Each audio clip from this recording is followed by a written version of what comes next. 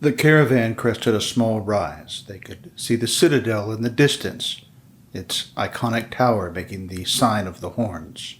As they drew closer, the tower defense golem's pentagram eyes illuminated them with a horizontal laser beam, scanning them up and down. 2 of their number lit up in red. The caravan leaders had suspected as much. These 2 had taken injuries when fighting the Vomes, and the subsequent genetic biomechanical infection had already begun to express itself in their phenotype. They would need to camp outside the citadel, while a small negotiating party would enter to see what could be done. This was just another session in my now concluded campaign of Ultraviolet Grasslands, the setting by Luka Rejec. UVG is a dying Earth science fantasy setting that takes its cues from Dune, Blade Runner, Book of the New Sun, Oregon Trail, as we'll see in a moment. It wears its stoner metal and 70s classic rock influences proudly. The focus is on exploration and interaction, not on combat, and honestly not on dungeon delving either, at least not by default.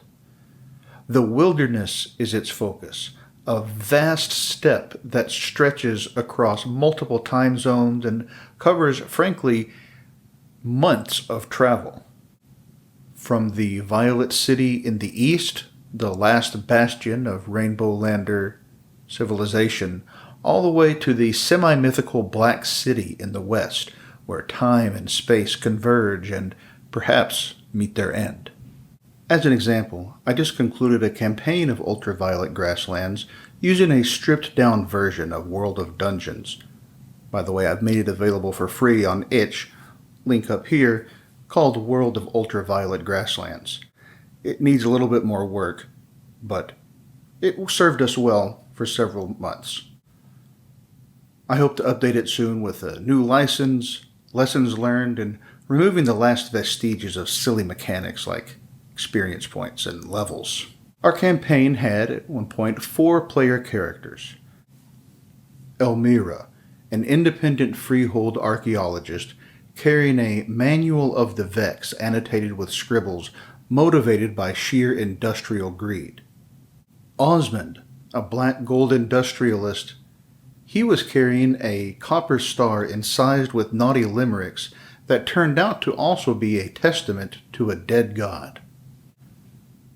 Fennel, the exotic wasteland summoner, carrying vampire-grade sunscreen and a Black City blade, on the road due to a compulsion after meeting a seer.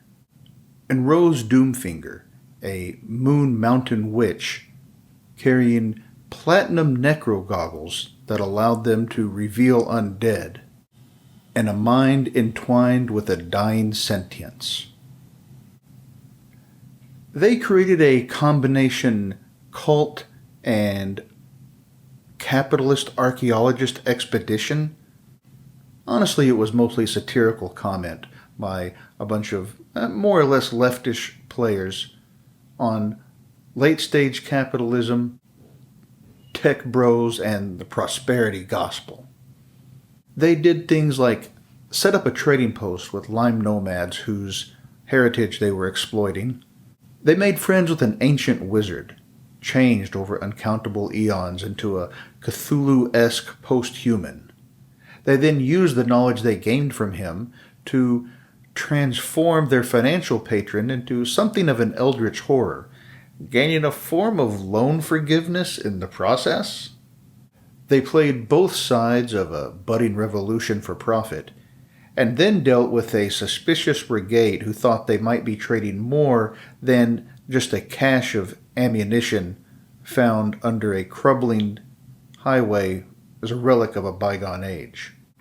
And as I noted earlier, Elmira and another hanger-on in the cavern acquired a sort of hybrid biomechanical genetic infection, which, in Elmira's case, he cured by becoming a polybody. In terms of campaign structure, game turns in the Ultraviolet Grassland resolve in terms of weeks.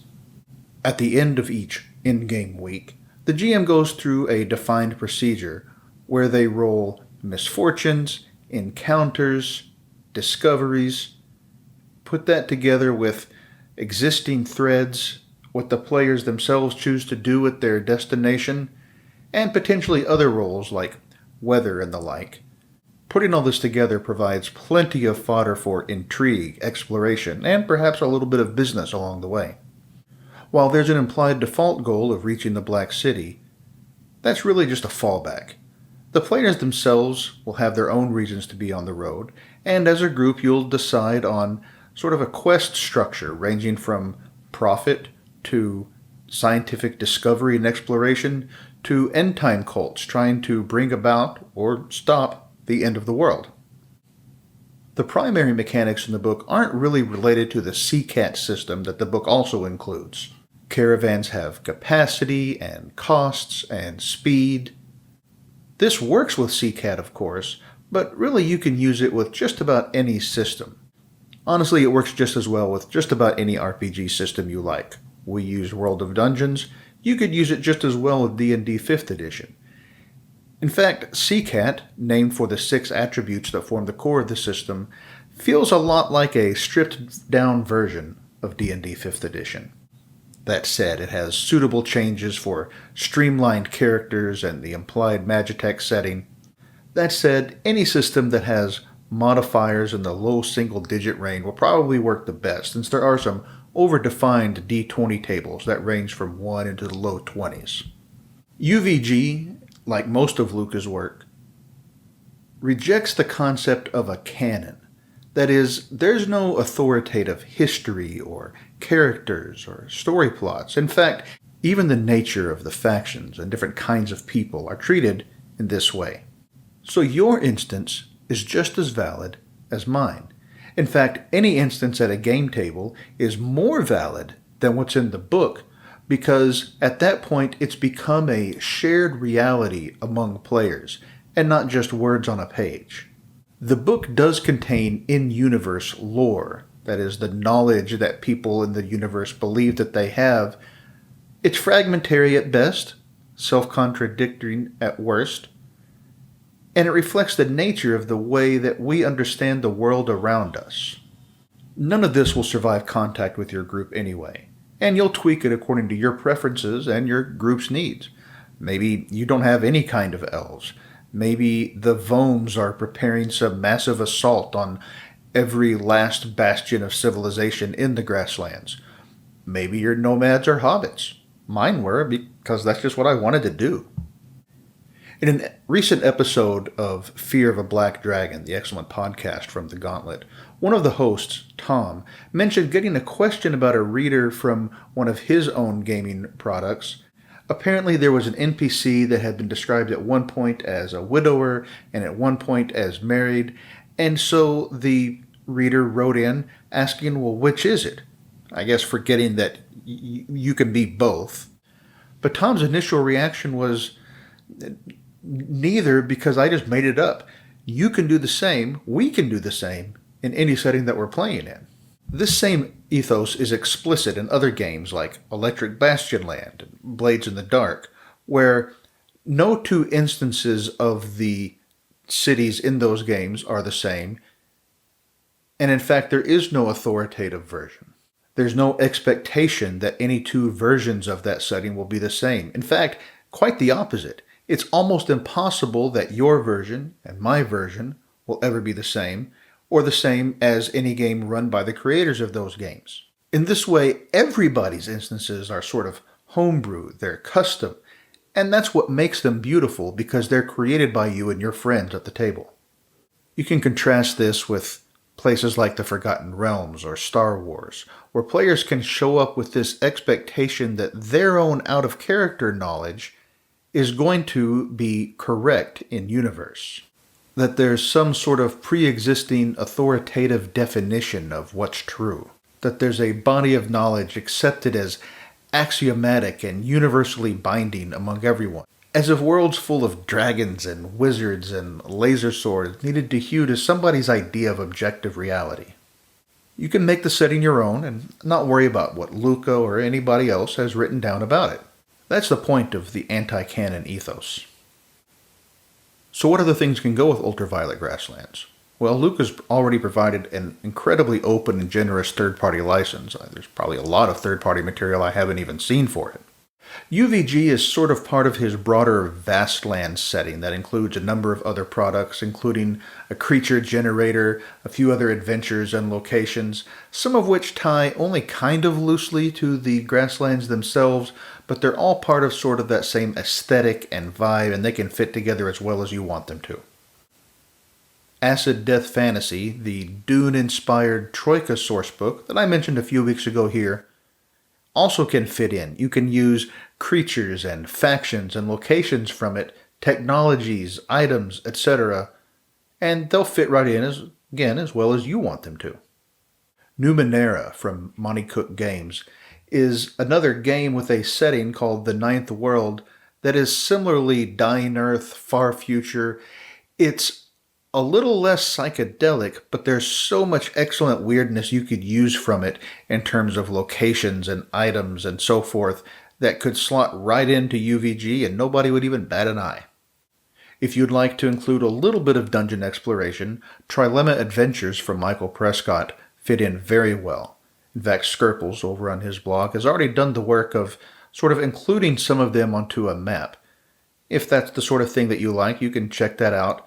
I tried to use that with my group. It ended up really just providing more context and background as my players interacted with people in the cities or rumors, things that were going on to provide some additional texture to the world around them. Really, you could use anything from any science fantasy universe, anything dying Earth, anything with a similar shtick.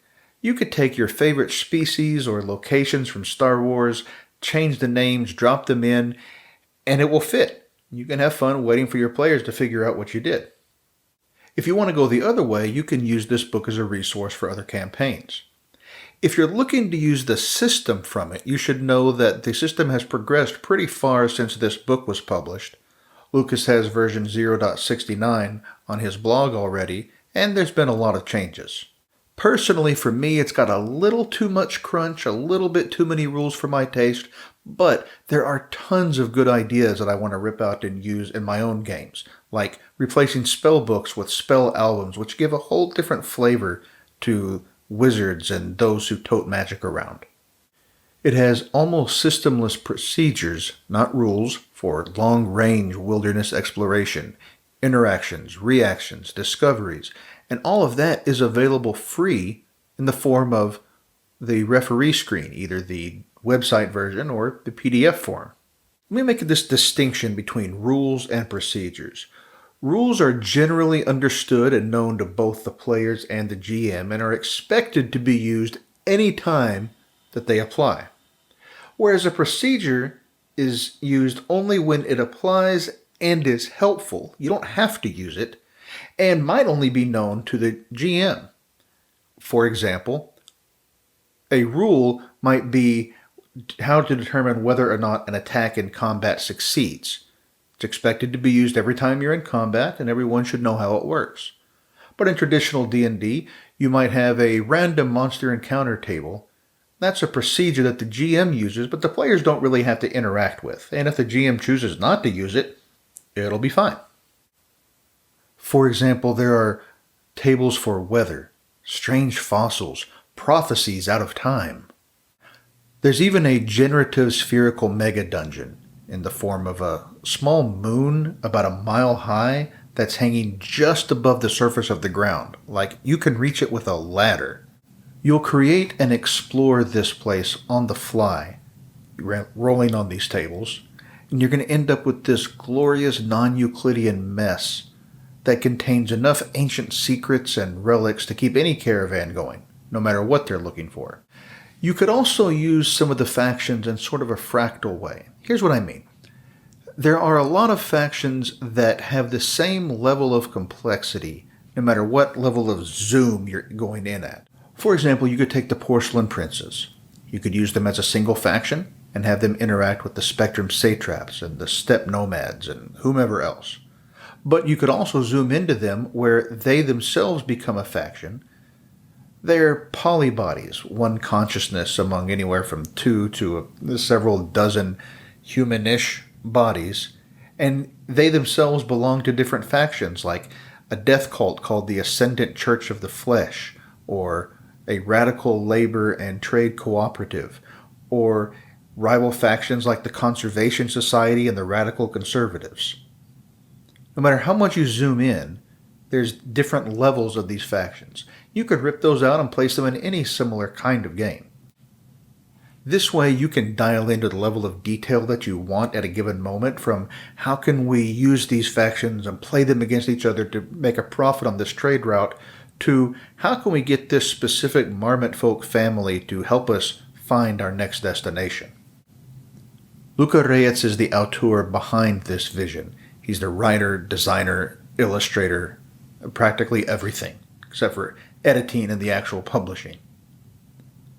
Because of that, it's brimming with personal idiosyncrasies in the best way. It's got his own vision in a way that no corporation, like Wizards of the Coast, could ever produce. As he writes and designs these things, he doesn't have to go get any approval from some franchise creative director. It's his vision, and he wants to share it with us because it's more fun that way, like with other independent RPG products. As a side note, Luka's Patreon has resulted in one of the nicest, most supportive, and creative Discord communities I've seen, from help with refereeing this system and this setting to mutual support for artists and coders and so much more.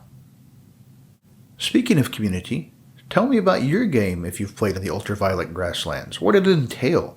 How far did you go? Where did you go? What did your group deal with? Did you create any new factions or locations?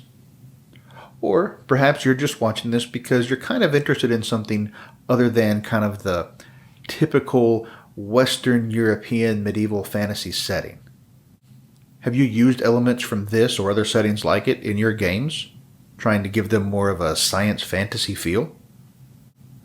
Well, thanks for watching. I hope you liked the discussion and hope to see you back here soon. Thanks.